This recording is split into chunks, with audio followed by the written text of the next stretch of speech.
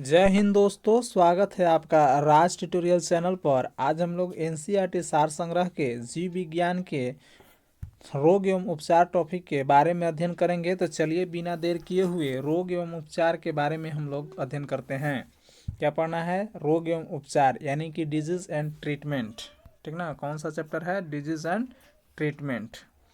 चलिए, पानी से भय नामक बीमारी किसके द्वारा उत्पन्न होती है? तब वह विषाणु के द्वारा उत्पन्न होती है। यानी कि हाइड्रोफोबिया नामक बीमारी जो है किसके द्वारा उत्पन्न होती है? तो वायरस यानी विषाणु के कारण उत्पन्न होती है। नेक्स्ट आता है कि मस्तिष्क तथा मेरुरज्जु पर चढ़ी झिल्ली में सूजन आ जाना किस रोग के लक्षण है? तब मेनिंजाइटिस। ठीक ना? मस्तिष्क तथा मेरुरज्जु पर चढ़ी झिल्ली में सूजन आ जाना किस रोग के लक्षण है? तब मेनिंजाइटिस। नेक्स्ट है शिशुओं में अतिसार यानी डायरिया का क्या कारण है? तो रोटा वायरस। यानी शिशुओं में जो अतिसार होता है तो उसका क्या कारण है? तो रोटा वायरस।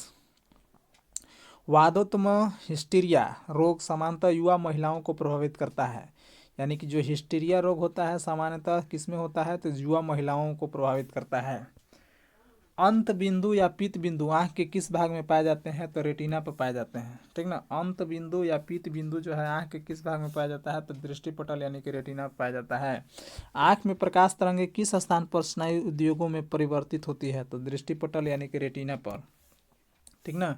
आंख में जो है प्रकाश की तरंगे जो है किस स्थान पर स्नायु उद्योगों में परिवर्तित होती है? तो दृष्टिपटल यानी कि रेटिना पर। सिलिकोसिस रोग किस अंग से संबंधित है? तो फेफड़ा से। सिलिकोसिस रोग किस अंग से संबंधित है? तो लंग्स यानी कि फेफड़े से। नेक्स्ट है आपका triple antigen vaccine. Triple antigen vaccine में नवजात शिशुओं को कुकर, खांसी, टिटनस और डिप्थीरिया रोग से प्रतिरक्षित करने के लिए लगाई जाती है। यानी कि ट्रिपल एंटीजन वैक्सीन जो होता है उसमें क्या होता है कि जो नवजात शिशु जन्म लेता है उसमें कुकर, खांसी, टिटनस और डिप्थीरिया नामक रोगों को बचाने के लिए उसमें सुई का टिक्का लगाया जाता है। मलेरिया रोग किस जीव के कारण होता है? तो प्रोटोजोआ के कारण होता है। मलेरिया रोग किसके कारण होता है? तो प्रोटोजोआ के कारण होता है। नेक्स्ट है कि भोजन विषाक्तता किस जीवाणु के कारण उत्पन्न होती है? तो साल्मोनेला बेसिलाई के कारण। यानी कि खाना जो है किसके कारण खराब हो जाता है? तो साल्मोनेला बेसिलाई के कारण। मम्स, रेबीज या हर्पीज आदि विषाणु जनित रोगों के समूह में आते हैं। मम्स, रेबीज और हर्पीज।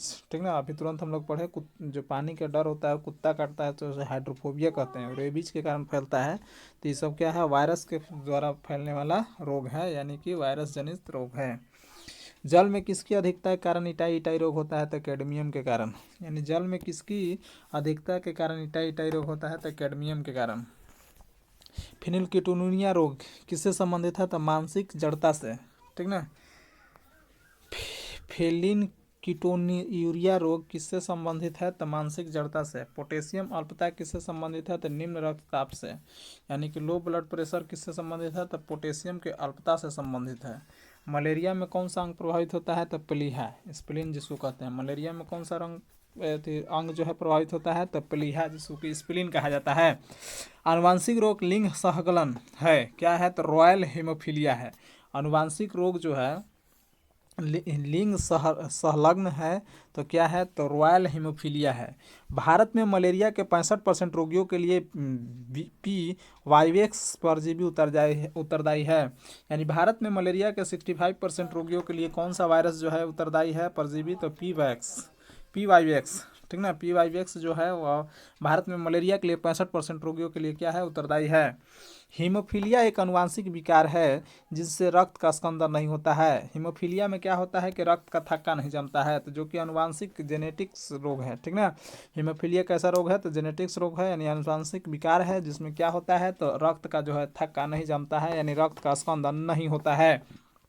दोस्तों, या यदि ये वीडियो आपको अच्छा लगता है तो लाइक कीजिए, सब्सक्राइब कीजिए, अपने दोस्तों में शेयर कीजिए और बेल घंटा को ज़रूर दबाइए ताकि नए नए लोगों के पास वीडियो पहुंच सके और उनका भी कल्याण हो सके। डेंगू बुखार होने पर मानव शरीर में किसकी कमी होने लगती है? तो प्लेटलेट्स के। अगर डेंगू बुखार हो जाता है तो मानव शरीर में किसकी कमी हो जाती है? तो प्लेटलेट्स की कमी हो जाती है। यानी कि डेंगू बुखार होने पर ठीक ना मानव शरीर में किसकी कमी होती है? तो प्लेटलेट्स की। मलेरिया प्लाज्मोडियम नामक परजीवी की खोज किस वैज्ञानिक ने किया था? तो सर रोनाल्ड रॉस ने किया था। यानी कि मलेरिया परजीवी नामक मलेरिया प्लाज्मोडियम नामक परजीवी की खोज किस वैज्ञानिक ने किया था? तो सर रोनाल्ड रॉस ने किया था। ट्यूमर की पहचान के लिए किस रेडियोधर्मी समस्थानिक का प्रयोग किया जाता है? तो वो आपका है आर्सेनिक 74। यानी ट्यूमर के पहचान के लिए निम्नलिखित में किस रेडियोधर्मिक समस्थानिक का प्रयोग किया जाता है? तो आर्सेनिक 74। यदि मूत्र के साथ एल्ब्यूमिन की मात्रा आ रही हो तो ब्रिक के प्रभावित होने की संभावना होती है। यदि मूत्र यानी पेशाब के साथ एल्ब्यूमिन आ रहा है तो इसका मतलब जो है किडनी में, ठीक ना, कोई खराबी उत्पन्न हो रहा है, यानी कि किडनी को प्रभावित होने की संभावना यानी संकेत दे रहा है। साल्क टीका किस रोग से संबंधित है? तो पोलियो, ठीक ना। साल्क टीका जो है किस रोग से संबंधित है? तो पोलियो। जॉन साल्क ने इसकी खोज किया था। साल्क टीके का आविष्कार जॉन साल्क ने वर्ष 1952 में किया था, ठीक ना। यानी साल्क टीका जो है का आविष्कार किसने किया था? तो जोनास साल्क ने 1952 ईस्वी में किया था। यह जो है पोलियो का टीका है। एथलीट फुट नामक बीमारी किससे होती है? तो फफूंद यानी फंगस से। एथलीट फुट जो है नामक बीमारी किससे होती है? तो फफूंद यानी कि फंगस से। मनुष्य के शरीर में रक्त प्रवाह की गति को मापने के लिए किस रेडियो एक्टिव तत्व का प्रयोग किया जाता है? तो रेडियो सोडियम का। मनुष्य के शरीर में जो रक्त प्रवाह होता है उसकी गति को मापने के लिए किस रेडियो एक्टिव का प्रयोग किया जाता है? तो रेडियो सोडियम का। पॉलिश युक्त चावल के सेवन से कौन सा रोग होने की संभावना रहती है? तो बेरी, ठीक ना। अगर पॉलिश किया हुआ चावल है तो उससे खाने से कौन सा रोग होने की संभावना रहती है? तो बेरी। प्लाज्मोडियम परजीवी का वाहक जीव कौन है? तो मच्छर। प्लाज्मोडियम परजीवी का जो वाहक जीव कौन सा है? तो वह है मच्छर। हानिकारक विकिरणों से मनुष्य के अंगों में से मस्तिष्क सबसे कम और आंख सबसे अधिक प्रभावित होता है। यानी कि हानिकारक अगर विकिरण निकलेगा तो मनुष्य के अंगों में से मस्तिष्क सबसे कम प्रभावित होता है और आंख सबसे अधिक प्रभावित होता है। यानी कि हानिकारक जो विकिरण रेडिएशन निकलेगा तो उसमें क्या होगा? मस्तिष्क को कम प्रभाव पड़ेगा लेकिन आंख को सबसे ज़्यादा होगा। MRI, ठीक ना। MRI का पूर्ण रूप क्या है? तो मैग्नेटिक रेजोनेंस इमेजिंग। MRI का फुल फॉर्म क्या होता है? तो मैग्नेटिक रेजोनेंस इमेजिंग, ठीक ना। याद रखिएगा दोस्तों, कभी कभी पूछ देता है कि MRI का फुल फॉर्म क्या होता है, ठीक ना। तो मैग्नेटिक रेजोनेंस इमेजिंग। BMD परीक्षण किसकी पहचान करने के लिए किया जाता है? तो अस्थिर रंध्रता के लिए, ठीक ना। BMD जो परीक्षण है किसके लिए कराया जाता है? तो किसके पहचान के लिए किया जाता है? तो अस्थिर रंध्रता के पहचान के लिए, ठीक ना, ओस्टियोपोरोसिस के लिए किया जाता है। कौन सा मच्छर जिका वायरस का वाहक होता है? तो एडिज। कौन सा मच्छर जो है जिका वायरस का वाहक है? तो एडिज। मधुमेह के उपचार में प्रयोग में होने वाले हार्मोन्स इंसुलिन का आविष्कार किसने किया था? तो आपका FG वेटिंग ने किया था।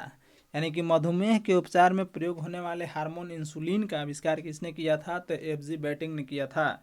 यानी कि इंसुलिन का आविष्कार किसने किया था? तो वेटिंग ने किया था। पूरा नाम FG वेटिंग है। पेयजल में नाइट्रेट की अधिक मात्रा होने के कारण ब्लू बेबी सिंड्रोम नामक बीमारी होती है। यानी कि पेयजल में अधिक मात्रा में नाइट्रेट की उपस्थिति रहेगा तो जिसके कारण क्या होता है? तो ब्लू बेबी सिंड्रोम हो जाएगा। पर्यावरणीय प्रदूषण द्वारा होने वाले रोग एक्साइसीमा से फुसफुस प्रभावित होते हैं। यानी कि पर्यावरण जो रोग होते हैं, पर्यावरणीय जो प्रदूषण होता है यानी इन्वायरमेंटल जो पोल्यूशन होता है उससे जो रोग होते हैं वो एम्फाइसीमा से क्या होता है? तो फेफड़ा जो है प्रभावित होता है, जिसको फुसफुस जो है क्या हो जाता है? प्रभावित होता है। मानव शरीर का कौन सा अंग अल्जाइमर रोग से संबंधित है? तो वो है आपका मस्तिष्क है, ठीक ना। यानी अल्जाइमर रोग से कौन सा अंग प्रभावित होता है? तो मस्तिष्क। पोलियो एक विषाणु जनित रोग है जिसका वायरस शरीर में दूषित भोजन एवं जल के माध्यम से प्रवेश करता है। पोलियो जो है क्या है? तो वह वायरस जनित रोग है जिसको ठीक ना, जो शरीर में भोजन और जल के माध्यम से शरीर में क्या करता है? प्रवेश करता है। मस्तिष्क की बीमारी को किससे पहचाना जाता है? तो EEG, ठीक ना, जिसको क्या बोला जाता है? इलेक्ट्रो इंसेफेलोग्राफ, ठीक ना। मस्तिष्क विद्युत मस्तिष्क लेख इसको बोला जाता है हिंदी में। यानी मस्तिष्क की बीमारी को किससे पहचाना जाता है? तो विद्युत मस्तिष्क लेख, उसी को शॉर्टकट में EEG के नाम से जाना जाता है, जिसका फुल फॉर्म जो है इलेक्ट्रो इंसेफेलोग्राफ होता है। सामान्य जुकाम किस वायरस के द्वारा होता है? तो रीनो विषाणु, ठीक ना। सामान्य जो कॉमन कोल्ड होता है वायरस के, सामान्य जुकाम जो होता है किस वायरस के कारण होता है, तो आपका रीनो विषाणु के कारण होता है। एनोस्मिया नामक रोग किससे संबंधित है, तो सूंघने की शक्ति की कमी से। एनोसेमिया रोग में क्या होता है कि सूंघने की शक्ति कम हो जाती है। साल्फा दवाइयाँ किन बीमारियों के उपचार में उपयोगी है, तो जीवाणु जनित बीमारियों के लिए, ठीक ना। साल्फा जो दवाइयाँ होती है वह किसके उपचार के लिए उपयोगी है, तो आपका जीवाणु जनित बीमारियों के लिए। डीपीटी यानी डीपीटी वैक्सीन का प्रयोग किन बीमारियों से बचाव के लिए किया जाता है, तो वही जो 3 एंटीजन पढ़े थे ना पहले, जो हम लोग पढ़े किसके लिए दिया जाता है, तो डिप्थीरिया, काली खांसी और टिटनस, ठीक ना। यानी डीपीटी जो होता है वैक्सीन का प्रयोग किन बीमारियों से बचाव के लिए किया जाता है, तो डिप्थीरिया, काली खांसी और टिटनस। हृदय की धड़कन किस तत्व द्वारा नियंत्रित होता है, तो वह पोटेशियम। यानी हृदय की धड़कन जो है किस तत्व द्वारा होता है, तो पोटेशियम के द्वारा जो है वो क्या होता है, कंट्रोल होता है। अब आइए हम लोग पढ़ते हैं जीवाणु जनित रोग। तो जीवाणु कौन कौन है और उससे कौन कौन से रोग होते हैं, आइए उसके बारे में जान लेते हैं। यानी कि हैजा जो है किससे होता है, एक तरफ आपका रोग है और दूसरी तरफ कारक जीवाणु है, ठीक ना। तो हैजा में क्या है, तो किसके कोलरा जो है किसके कारण होता है, ब्रिबियम कोलेरी के कारण होता है। डिप्थीरिया किसके कारण होता है, तो कॉरिन बैक्टीरियम डिप्थेरियाई के कारण होता है। क्षय रोग जो है माइकोबैक्टीरियम ट्यूबरकुलोसिस के कारण होता है। कोलार लिप्रोसी जो होता है किसके कारण होता है, तो माइकोबैक्टीरियम लेप्रोसी के कारण होता है। टिटनस किसके कारण होता है, तो क्लास्ट्रिडियम टिटेनेसी के कारण होता है। टाइफाइड जो है साल्मोनेला टाइफोसा के कारण होता है। प्लेग जो है किसके कारण होता है, पास्चुरेला पेस्टिस के द्वारा होता है। काली खांसी बार्टिलेना पर्टुसिस, ठीक ना। काली खांसी किसके द्वारा होता है, तो बॉर्डिटेला पर्टुसिस के कारण होता है। न्यूमोनिया किसके कारण होता है, तो डिप्लोकोक लियोनमोनी, ठीक ना। निमोनिया किसके जीवाणु का क्या कारक है, तो डिप्लोकोक ल नमूनी। नेक्स्ट है आपका गिनोरिया किसके कारण होता है, तो निसेरिया गोरोनाई के कारण होता है। सिफिलिस किसके कारण होता है, तो ट्रेपोनेमा पैलेडियम के कारण होता है। सिफिलिस जो होता है ट्रेपोनेमा पैलेडियम के कारण होता है। सुजाक रोग किसके कारण होता है, तो आपको गोनोकॉकस गोरोहर्नोई के कारण होता है। यानी ये सब क्या था, तो जीवाणु जनित रोग थे, ठीक ना। जीवाणु जनित रोग थे और उसके बारे में हम लोग अध्ययन किए। चलिए अब हम लोग नेक्स्ट अध्ययन करते हैं, ठीक। एमिनोसेस्लिक एसिड प्रतिरक्षी सूक्ष्म औषधियों के रूप में यक्ष्मा यानी ट्यूबरकुलोसिस और कुष्ठ यानी लिप्रोसिस दोनों के चिकित्सा के लिए उपयुक्त है। यानी एमिनोसेस्लिक एसिड जो होता है प्रति सूक्ष्म जीव से औषधियों के रूप में क्या होता है कि वो आपको ट्यूबरकुलोसिस जिसको टीबी कहते हैं उसमें और कुष्ठ रोग यानी लिप्रोसिस दोनों में चिकित्सा के लिए क्या उपयुक्त है, कौन, इम्यूनोसेस्लिक एसिड। नेक्स्ट है कि संक्रमित चूहे के काटने से कौन सा रोग होता है, तो प्लेग, ठीक ना। संक्रमित अगर चूहा काट देगा तो कौन सा रोग होगा, तो प्लेग होगा, ठीक ना। अविद्युतता यानी कि इंडिस्पोजिशन नामक रोग किस अंग को प्रभावित करता है, तो आंख को प्रभावित करता है। यानी अविद्युतता नामक बीमारी किसमें होती है, तो आंखों में होती है, ठीक। निंद्रा रोग यानी स्लीपनेस सिकनेस नामक बीमारी ट्रिपेनोसोमा नामक प्रोटोजोआ से होती है, ठीक ना। पापा कैंपस होते हैं, इसका ट्रिक है कि प्रोटोजोआ से होने वाला, ठीक ना। कौन कौन से रोग हैं, तो पापा कैंपस होते हैं, ठीक ना। जब आएंगे रोगों के थी में ट्रिक में तो बताया जाएगा, ठीक ना। तो उसी में आता है निद्रा रोग, ठीक ना। तो निद्रा रोग किसके कारण होता है, तो प्रोटोजोआ के कारण होता है। तो कौन सा प्रोटोजोआ है, तो ट्रिपेनोसोमा। फलेरिया नामक रोग किसके कारण होता है, तो गोल कृमि राउंड वर्म के कारण होता है। यानी कि फलेरिया नामक रोग जो है किसके कारण होता है, तो गोल कृमि के कारण होता है, ठीक ना। HIV द्वारा होने वाला रोग कौन सा है, तो एड्स है, ठीक ना। HIV द्वारा होने वाला रोग कौन सा है, तो वो आपका एड्स होता है, ठीक ना। आगे हम लोग पढ़ेंगे। HIV यानी कि ह्यूमन इम्यूनोडिफिशियंसी वायरस होता है के द्वारा होने वाला रोग कौन सा है, तो एड्स है। डाउन सिंड्रोम नामक आनुवंशिक विकार किसके कारण होता है, तो गुणसूत्रों की संख्या में परिवर्तन के कारण डाउन सिंड्रोम हो जाता है। यानी कि गुणसूत्र जो होता है वो आपका 23 जुड़ा यानी 46 होता है, उसमें अगर कम विकार हो जाएगा, कम हो जाएगा तब वो बीमारी हो जाएगा, ठीक ना। ज़्यादा हो जाएगा तब वो बीमारी हो जाएगा। तो डाउन सिंड्रोम जो होता है आनुवंशिक विकार के कारण होता है, यानी कि गुणसूत्रों की संख्या में परिवर्तन के कारण होता है। एड्स रोग HIV नामक विषाणु से होता है जिसमें ARNA और प्रोटीन पाया जाता है। यानी एड्स जो होता है एक्वायर्ड इम्यूनो डिफिशियंसी सिंड्रोम रोग जो होता है वह HIV नामक विषाणु से होता है जिसमें RNA एवं प्रोटीन पाया जाता है। आ गया एड्स का संक्षिप्त रूप क्या है, तो एक्वायर्ड इम्यूनो डिफिशियंसी सिंड्रोम, यानी एड्स का फुल फॉर्म क्या होता है, ए से एक्वायर्ड, आई से इम्यूनो और डी से डिफिशियंसी और एस से सिंड्रोम। एड्स वायरस HTLV, ठीक ना, HTLV-3 की खोज किसने किया, तो रॉबर्ट गैलियो ने किया।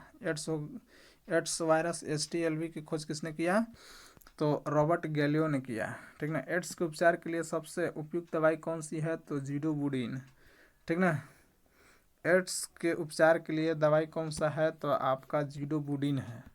नेक्स्ट है कि जापानी एन्सेफेलाइटिस बीमारी विषाणु के कारण फैलती है, इसके उन्मूलन के लिए सूअरों को मानव रिहायशी क्षेत्र से दूर रखना आवश्यक है, यानी सूअर से फैल जाता है मानव में। तो जापानी इंसेफ्लाइटिस जो रोग है वह किसके कारण होता है, विषाणु यानी कि वायरस के कारण फैलने वाला रोग है। और इसको उन्मूलन के लिए क्या करना है कि सूअरों को मानव से क्या करना है, दूर रखना है। अलीसा परीक्षण किस रोग की पहचान के लिए किया जाता है, तो एड्स के लिए। एलिसा टेस्ट जो होता है किसके लिए किया जाता है, तो एड्स के पहचान के लिए किया जाता है। थैलेसीमिया रोग के रोगी के शरीर में किसके संश्लेषण की क्षमता नहीं रहता है, तो हीमोग्लोबिन। यानी थैलेसीमिया रोग के रोगी में शरीर किसके संश्लेषण की क्षमता नहीं रखता है, तो हीमोग्लोबिन का। स्त्रियों की तुलना में पुरुष बाणुता से अधिक प्रभावित होते हैं, यानी कि स्त्रियों की तुलना में पुरुष जो है, ठीक ना, अधिक प्रभावित होते हैं। क्योंकि उसमें केवल एक एक्स क्रोमोसोम होता है। पुरुष में जानिए रहे हैं कि क्रोमोसोम जो होता है वह XY होता है और स्त्री में XX होता है। तो स्त्रियों की तुलना में जो है पुरुष अधिक कलर ब्राइटनेस से प्रभावित होता है, क्योंकि पुरुष में जो है X क्रोमोसोम की एक ही X होता है क्रोमोसोम, ठीक ना। छोटी माता एड्स, छोटी माता और गलसुआ तीनों संक्रामक बीमारी है, यानी एड्स भी और छोटी माता भी और गलसुआ तीनों क्या है, संक्रामक बीमारियां हैं। और एल्फा टॉक्सिन खाद्य जो है विषाक्तन पॉइजनिंग द्वारा कौन सा अंग प्रभावित होता है, तो यकृत, यानी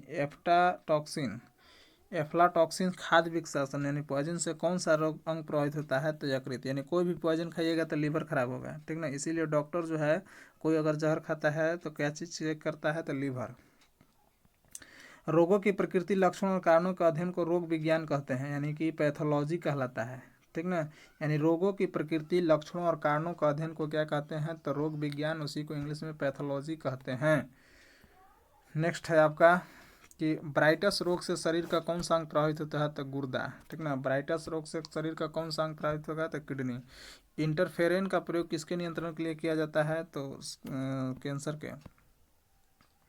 इंटरफेरेन का जो है, ठीक ना, इंटरफेरेन का जो ऐसी है सुई, इंटरफेरेन का प्रयोग किसके नियंत्रण के लिए किया जाता है, तो कैंसर का, ठीक ना। सिफिलिस क्या है, तो फेफड़ों से संबंधित रोग है। सिलिकोसिस क्या है, तो फेफड़ों से संबंधित रोग है। मक्का का सफ़ेद कली किस कमी के कारण होता है, तो जिंक यानी कि जेडन के कारण होता है। मक्का में जो सफ़ेद कली है कि किस तत्व की कमी से होती है, तो जेडन। सफ़ेद कीट किस फसल का रोग है, तो सरसों का, यानी सफ़ेद कीट किस फसल का है, तो सरसों का। पायरेला किस फसल का रोग लगने वाला कीट है, तो गन्ना का, ठीक ना। भिंडी में पीत वर्ण सीरा किस के कारण होता है, तो सफ़ेद मक्खी से, ठीक ना। जो भिंडी में पीत वर्ण सीरा रोग किस कारण होता है, तो सफ़ेद मक्खी से। खसरा रोग को एंटीबायोटिक्स द्वारा ठीक नहीं किया जा सकता है, यानी खसरा रोग को क्या एंटीबायोटिक्स द्वारा उसको ठीक नहीं किया जा सकता है। गामा ग्लोबुलिन इंजेक्शन का प्रयोग किस रोग के उपचार के लिए किया जाता है, तो हेपेटाइटिस, ठीक ना।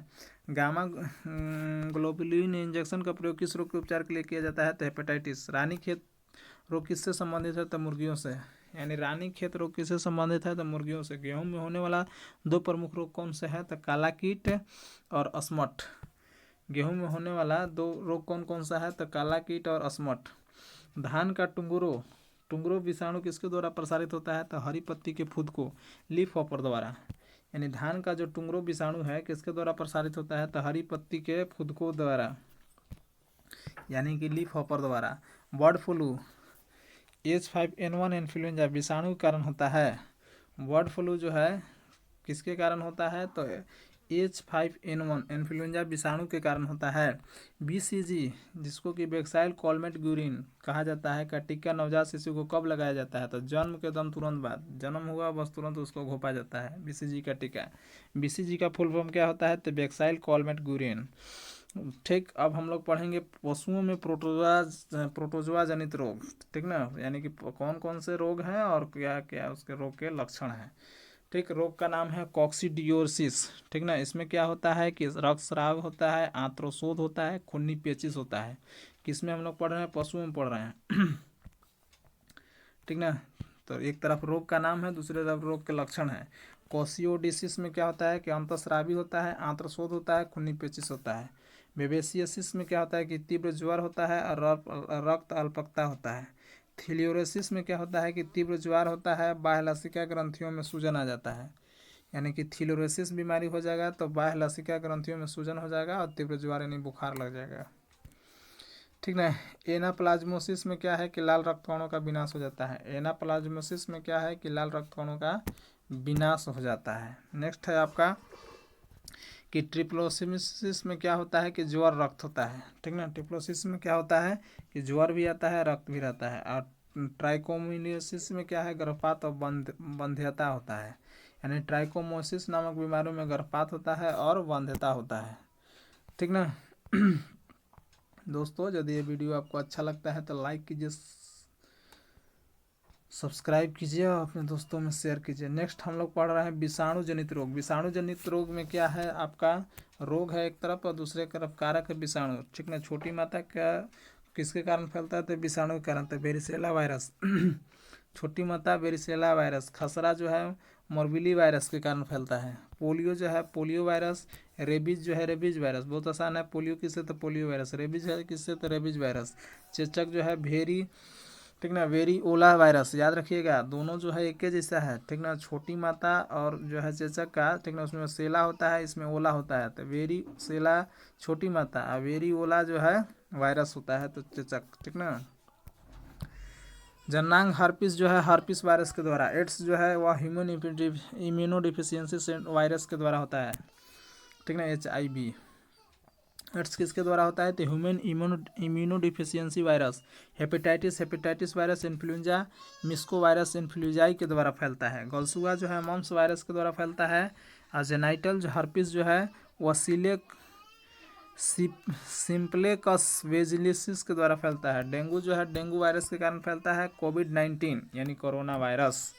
ठीक ना, ये नया है गया है कोविड-19 जो कि कोरोना वायरस है। अब हम लोग पढ़ेंगे यकृत शोथ कैसा रोग है, यानी हेपेटाइटिस कैसा रोग है? तो विषाणु जनित रोग है।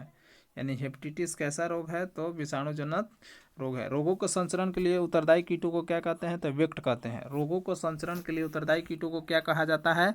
तो वेक्ट कहा जाता है। थैलेसीमिया एक आनुवांशिक बीमारी है। यह किसको प्रभावित करती है? तो रुधिर को। ठीक ना, थैलेसीमिया जो है एक आनुवांशिक बीमारी है और यह किसको इफेक्ट करती है? तो रुधिर यानी ब्लड को।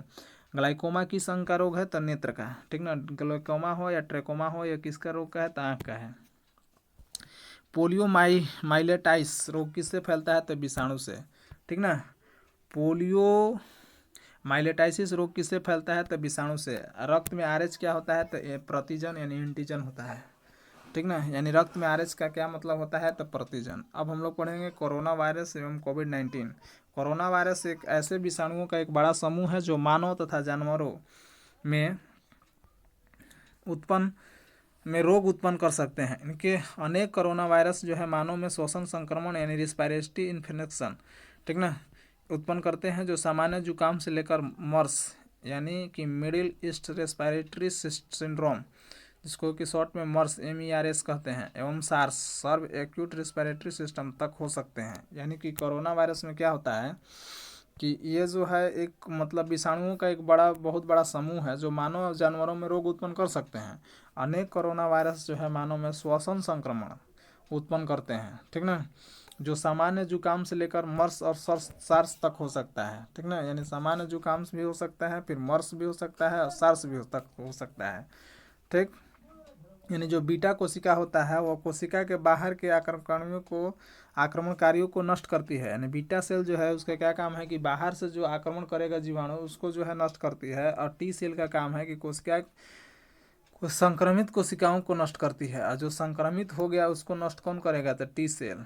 नेक्स्ट हम लोग आते हैं कि वर्तमान में विश्व भर में फैले संक्रमण को कोरोना वायरस डिजीज कोविड-19 नाम दिया गया है। यह संक्रमण चीन के वुहान शहर में दिसंबर 2019 में फैला और कुछ ही दिनों में इसने विश्वव्यापी महामारी यानी पेडेमिक का रूप ले लिया।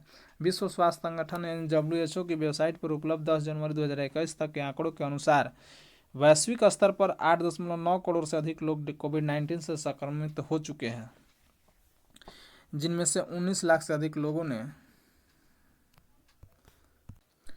यानी कि दोस्तों जो है वर्तमान में जो विश्व भर में फैले संक्रमण में कोरोना वायरस डिजीज जो है कोविड-19 नाम दिया गया। यानी कि जो है जो वर्तमान में कोरोना वायरस डिजीज है उसका नाम क्या है, कोविड-19 है।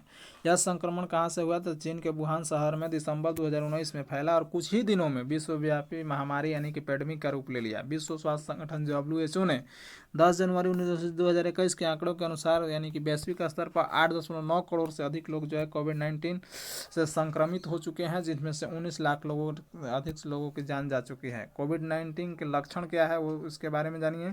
सामान्य लक्षण है, सामान्य लक्षण क्या है, बुखार है, सूखी खांसी है, थकान है आदि है। कम सामान्य लक्षण क्या है, सिर दर्द शरीर के अन्य भागों में दर्द, गले में खराश, स्वाद एवं सूंघने की क्षमता में कमी, डायरिया, ठीक ना, नेत्र श्लेष्मस कालस आदि। इसका उपचार क्या है, तो अब तक कोविड-19 के लिए कोई औषधि अथवा टीका अंतिम रूप से नहीं बन पाया है। यद्यपि विश्व भर में अनेक टीके अंतिम चरण में हैं, इसीलिए इससे बचाव ठीक ना करके हम संक्रमण हो जाने की स्थिति में चिकित्सकों के परामर्श के अनुसार देखभाल करने से संक्रमित व्यक्ति इससे ठीक हो सकता है। वैश्विक आंकड़े बताते हैं कि कोविड-19 से संक्रमित 90% से अधिक व्यक्ति चिकित्सा के निर्देशों का ठीक प्रकार से पालन करके संक्रमण युक्त हो जाते हैं, संक्रमण से मुक्त हो जाते हैं। संक्रमित व्यक्ति के शारीरिक स्वास्थ्य की स्थिति, उसकी प्रतिरोधक क्षमता यानी कि इम्यूनिटी तथा उसके आयु वर्ग कोरोना के संक्रमण से लड़ने में भूमिका निभाते हैं। यानी कहने का मतलब है दोस्तों कि अभी तक इसका कोई टीका नहीं बना, हालांकि अब तो टीका बन गया है, ठीक ना, कोविशील्ड, कोवैक्सीन, बहुत सा टीका आ गया है, ठीक ना, 2G कौन कौन बहुत सा टीका आ गया है, लेकिन यह उस समय का छपाई है जब तक कि टीका नहीं बना था। लेकिन ये बहुत आसान है, इससे मतलब कि 90% से अधिक लोग जो है इस चिकित्सा के दिशा निर्देश से मतलब संक्रमण से मुक्त हो सकते हैं। इसमें मेन चीज़ है कि आपका इम्यूनिटी सिस्टम जो है वह अच्छा होना चाहिए और आयु वर्ग के कोरोना के संक्रमण में लड़ने की भूमिका निभाते हैं। यानी कि अलग अलग जैसे ज़्यादा बूढ़ा ऐसे का रहेगा या तबे मरने की संभावना रहता है। इसका उपाय क्या है, कोविड-19 से बचाव का उपाय। कोविड-19 से बचाव का उपाय जो है, एक दूसरे से पर्याप्त दूरी यानी कि सोशल डिस्टेंसिंग जो है लगभग 6 फीट रखना है अर्थात सामाजिक दूरी को पालन करना है। दूसरा है कि घर से बाहर निकलने पर मुंह और नाक को ढकने के लिए मास्क, फेस कवर और गमछा आदि का प्रयोग करना है, ठीक ना। किसी भी संभावित संक्रमित वस्तु अथवा व्यक्ति को छूने के बाद साबुन से हाथ धोना अथवा हैंड सैनिटाइजर का प्रयोग करना है। यानी कि अब तो सब समझ गया है, इतना अभ्यस्त हो गया है तो सबको पता हो गया कि किस प्रकार बचना है। इस संबंध में सरकार और प्रशासन द्वारा दिए गए निर्देश का क्या करना है, पालन करना है, ठीक ना। तब जाकर कोविड-19 से हम लोग बचेंगे, नहीं तो फिर गड़बड़ा जाएगा, ठीक। नेक्स्ट हम लोग पढ़ते हैं क्या चीज़ आपका आता है, टीका रोग किससे संबंधित है, तो मूंगफली से, ठीक ना। टीका रोग किससे संबंधित है, ये हो गया था, फिर वैसे टीका रोग किस में होता है, तो मूंगफली में, ठीक ना। हाइड्रोफोबिया रोग मुख्यतः किस विषाणु के कारण उत्पन्न होता है, तो रेबीज वायरस के कारण होता है। खासरा किस संक्रमण के कारण होता है, तो विषाणु के कारण होता है। जंतुओं में होने वाले फूड एंड माउथ रोग किसके कारण होता है, तो विषाणु के कारण होता है। वृक्षों की छाल पर उगने वाले कवक क्या कहलाते हैं, तो आप तो कॉर्टिकोलेक्स कहलाते हैं। यानी वृक्षों की छाल में जो उगने वाले कवक होते हैं वो क्या कहलाते हैं, कॉर्टिकोलस कहलाते हैं। खैरा रोग किसके कारण होता है, तो आपका हरे सवाल के गलती जस्ता की कमी कारण होता है, ठीक ना, सॉरी दोस्तों। खैरा रोग किसके कारण होता है, तो जस्ता की कमी कारण होता है। चाय में लाल रस्ट रोग किसके कारण होता है, तो हरे सवाल के कारण होता है। नींबू का कैंकर रोग किसके कारण होता है, तो जीवाणु के कारण होता है। पचे हुए भोजन में मौजूद विषैले पदार्थ का कौन सा अंग चूषण करता है, तो यकृत। यानी कि पचे हुए भोजन में मौजूद विषैले पदार्थ का कौन सा अंग चूषण करता है, तो यकृत। इसीलिए बताए थे कि जब जहर आदमी खाता है तो डॉक्टर क्या चेक करता है, तो लीवर को चेक करता है, उससे पता चल जाएगा कि कैसे मरा है। कालाजार का संचार किससे होता है? तो सिकता मक्खी से। कालाजार का संचार किससे होता है? तो सिकता मक्खी से। काली खांसी के बचाव के लिए शिशुओं में कौन सा टीका लगाया जाता है? तो डीपीटी, डिप्थीरिया, पर्टोसिस और टेटनस। ठीक ना, डिप्थीरिया, काली खांसी और टेटनस से बचने के लिए डीपीटी का टीका लगाया जाता है। इसको 3 एंटीजन वैक्सीन बोला जाता है। चलिए, महत्वपूर्ण वैज्ञानिक और उसके जनक। आनुवंशिकी के जनक कौन है? तो जे ग्रोगर मेंडल, यानी जे मेंडल, शॉर्ट में मेंडल भी याद रख सकते हैं। यानी आनुवंशिकी का जनक कौन है? तो मेंडल है। सूक्ष्म जैविकी का जनक कौन है? तो ल्यूई पास्चर है। प्रतिरक्षा विज्ञान के जनक कौन है? तो एडवर्ड जेनर है। और जीवाणु विज्ञान के जनक तो रॉबर्ट कोच है। ठीक ना। नेक्स्ट, प्रोटोवा जनित रोग है। प्रोटोवा जनित रोग में हम लोग पढ़ेंगे, एक तरफ जो है रोग है, दूसरी तरफ कारक है प्रोटोजोआ का। ठीक ना, यानी कि कौन कौन सा रोग होता है? तो प्लाज्मोडियम मलेरिया जो है किससे होता है? तो प्लाज्मोडियम वाइवेक्स के कारण होता है। अमीबियसिस किससे होता है? तो एंट अमीबा सिप्लेक्स के होता है। कालाजार किससे होता है? तो आपका लिस्मेनिया यानी बालू मक्खी के काटने से होता है। नेक्स्ट है आपका पायरिया, एंट अमीबा। ठीक ना, एंट अमीबा जिंसीवेलिस के कारण होता है। ठीक ना, पायरिया जो है किसके कारण होता है? एंट अमीबा जिंसीवेलिस के कारण होता है। और सोने की बीमारी तो हम लोग पहले भी पढ़ चुके हैं कि ट्रिपिनोसोमा के कारण होता है। ठीक ना, ये सब प्रोटोजोआ से होने वाला कारक है, जिसको कि हम लोग कहते हैं ट्रिक क्या है कि पापा काम पर सोते हैं। ठीक, फुसफुस धूम्रता से कोयला खनन लोगों में कार्यरत श्रमिक रोगग्रस्त हो जाते हैं। यानी कि फुसफुस धूलियमता है, इसके कारण जो है कोयला के खनन के उद्योग में जो श्रमिक कार्य करते हैं वो क्या होते हैं? रोगग्रस्त हो जाते हैं। ठीक ना। अब हम लोग कुछ कृमि जनित रोग के बारे में पढ़ लेते हैं। जैसे फ्लाइरेसिस किसके कारण होता है? तो बुचेरिया, ब्रोंकाई, बुर्गिया त्रिमोरी। ठीक ना, फाइलेरियसिस जो होता है किसके कारण होता है? तो बुचेरिया, ब्रोंकोफटाई और बुर्गिया त्रिमोरी के कारण होता है। टीनियस जो है किसके कारण होता है? तो टीनिया सोलिमिन के कारण होता है। एस्कोरियसिस जो होता है एस्करिस लुम्ब्रिकाइटिस के कारण होता है। दोस्तों, बायोलॉजी में थोड़ा नाम अटपटांग रहता है। कवक जनित रोग कौन कौन से है? तो एथलीट फुट है। यह कवक के कारक कौन कौन है? तो ट्राइकोफोर्टन, माइक्रोस्पोरम है। खाज जो है किसके कारण होता है? एकरस स्केबीज के कारण होता है। और रिंग बग जो है वो किसके कारण होता है? तो ट्राइकोफाइटोन, एबिट मार्टोफाइटोन होता है। अब आते हैं कुछ पौधों में लगने वाले महत्वपूर्ण रोग के बारे में हम लोग अध्ययन करेंगे। तो चलिए, कवक जनित पादप रोग और रोगकारी कवक, यानी आलू का जो होता है विलंगित अंगमारी किसके कारण होता है? तो फाइटोफोरा इनफेस्टस के कारण होता है। आलू का पूर्व अंगमारी किसके कारण होता है? तो अल्टरनेरिया सोलनी के कारण होता है। मूंगफली का टिक्का रोग किसके कारण होता है? तो सरकोपारा पर्सोनेटा के कारण होता है। गन्ना का लाल विगलन किसके कारण होता है? तो कोलेट्रोट्राइकम फाल्केटम के द्वारा होता है। नेक्स्ट है गेहूं का काला कीट किसके कारण होता है? तो पक्सीसिनिया ग्रेमसिम ट्रिक्सी के कारण होता है। गेहूं का सलथकंड किसके कारण होता है? तो अस्टिलेगो ट्रिक्सी के कारण होता है। गेहूं का चूर्ण असिता किसके कारण होता है? तो ईरी साफिकी ग्रेमनिस के कारण होता है। कृषि फेर का सफ़ेद कीट किसके कारण होता है? तो एल्बिगो कैंडिडा के कारण होता है। बाजरा का मर्दुरुमेला असिता किसके कारण होता है? तो स्क्लेरोपरा ग्रेमिकोलेना के कारण होता है। कुलीफेर एवं मर्दुली अस्मिता किससे होता है? तो पेरोना स्पाइरो पैरासाइटिका के कारण होता है। नेक्स्ट है कि बाजरा का इरकोट किसके कारण होता है? तो वो आपको क्लेबिसेस, ठीक ना, क्लेबिसेस सुइफरोसिस के कारण होता है। आलू का वाट रोग किसके कारण होता है? तो सनकीट्रिटियम इंडोबायोटिकम के कारण होता है। बाजरा का ग्रीन ईयर रोग किसके कारण होता है? तो स्क्लेरो स्पाइरोग्रेमिकोला के कारण होता है। नेक्स्ट है राई का इरकोट रोग किसके कारण होता है? तो आपका क्लेविसेस परपुरिया के कारण होता है। Brown leaf spot end of rice किसके कारण होता है? तो आपको जो थी हेलमिन्थोस्पोरियम ओराइजी के कारण होता है। नेक्स्ट हम लोग इधर पढ़ते हैं, यानी विषाणु जनित रोग और उसके रोगकारी विषाणु। तंबाकू का मोजेक रोग किसके होता है? टोबैको मोजेक वायरस के कारण। तंबाकू का मोजेक रोग किसके कारण होता है? टोबैको मोजेक वायरस के कारण। आलू का मोजेक रोग पोटैटो वायरस वाई के कारण जो है। बंकी टॉप ऑफ बनाना किसके कारण होता है? बनाना वायरस 1 के कारण। ठीक ना। फूलगोभी का मोजेक रोग किसमें होता है? फूलगोभी मोजेक वायरस के कारण। गाजर का लाल पत्ती रोग किसके होता है? गाजर लाल पत्ती वायरस, यानी जो नाम है बस वही है। अजैविक पादप रोग कौन कौन है? तो नींबू में डाइवेक किसके कारण होता है? तो कॉपर की कमी के कारण होता है। आंवले में आंतरिक निरोसिस किसके कारण का होता है? तो बोरेन की कमी के कारण होता है। नींबू में लिटिल लीफ किसके कारण होता है? तो कॉपर के कारण होता है। आम में लिटिल लीफ किसके कारण होता है? तो जस्ता की कमी के कारण होता है। मटर में मार्स रोग किसके कारण होता है? तो मैग्नीज की कमी के कारण होता है। धान में खैरा रोग किसके कारण होता है? तो जिंक के कारण होता है। फूलगोभी में व्हीट टेल किसके कारण होता है? तो मोलिब्डेनम की कमी के कारण होता है। नेक्स्ट आता है कि चुकंदर। चुकंदर में जो है हार्ट रोग किसके कारण होता है? तो बोरेन की कमी के कारण होता है। आलू में ब्लैक हार्ट रोग किसके कारण होता है? तो भंडारण में ऑक्सीजन की कमी के कारण होता है। फूलगोभी में ब्राउनिंग किसके कारण होता है? तो बोरेन की कमी के कारण होता है। अब आते हैं हम लोग पढ़ते हैं जीवाणु जनित पादप रोग एवं रोगकारिक कारक, ठीक ना। तो आते हैं आलू का शिथिल रोग किसके कारण होता है? तो आलू का जो शिथिल रोग किसके कारण होता है? तो स्ट्रोमोनास सोलेनोसिएरम, ठीक ना। आलू का शिथिल रोग किसके कारण होता है? तो स्टीडोमोनास सिलेरेसिएरम के कारण होता है। धान का अंगमारी रोग किसके कारण होता है? तो जेंथोमोनास ओराइजी।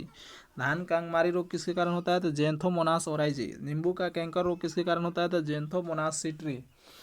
नेक्स्ट है गेहूं का टुंड रोग किसके कारण होता है? तो किरिनोबैक्टीरियम टुर्की, ठीक। Angular leaf spot of the cotton किसके कारण होता है? तो जेंथोमोनास मालवेसियम सीएरम, ठीक ना। नाम थोड़ा सा अटपटांग है, फिर भी दोस्तों 2-4 बार पढ़िएगा, 2-3 बार वीडियो सुनिएगा तो याद हो जाएगा। सेब, गुलाब और टमाटर का क्राउन गाल, ठीक ना, किसके कारण होता है? तो एग्रोबैक्टीरियम या ट्यूमिफोरेसियंस के कारण, ठीक ना। सेब, गुलाब, टमाटर का क्राउन गाल जो है किसके कारण होता है? तो एग्रोबैक्टीरियम ट्यूमिफोर्सियंस के कारण होता है। आलू का स्केब किसके कारण होता है? तो स्ट्रेप्टोमाइसिस स्केबेजी के कारण होता है। तंबाकू का शिथिल रोग किसके कारण होता है? स्टीडोमोनास और सोलेनेसियम रम के कारण होता है। टमाटर का शिथिल रोग किसके कारण होता है? तो स्टीडोमोनास सेलेसियम के कारण होता है। नेक्स्ट डे हम लोग नेक्स्ट यानी विविध टॉपिक के बारे में अध्ययन करेंगे। दोस्तों वीडियो थोड़ा लंबा हो गया है, इसे 2-3 बार देखिएगा तो याद हो जाएगा थोड़ा इसमें, ठीक ना। बायोलॉजी का सबसे इम्पोर्टेंट चैप्टर रोग और उपचार है, तो इसको 2-3 बार सुनना पड़ेगा जिससे ज़्यादा आपको ज़्यादा से ज़्यादा याद हो। चलिए दोस्तों, वीडियो को ज़्यादा से ज़्यादा शेयर कीजिए, लाइक कीजिए, अपने दोस्तों में शेयर कीजिए ताकि उन लोग का भी, ठीक ना, बेनिफिट हो सके।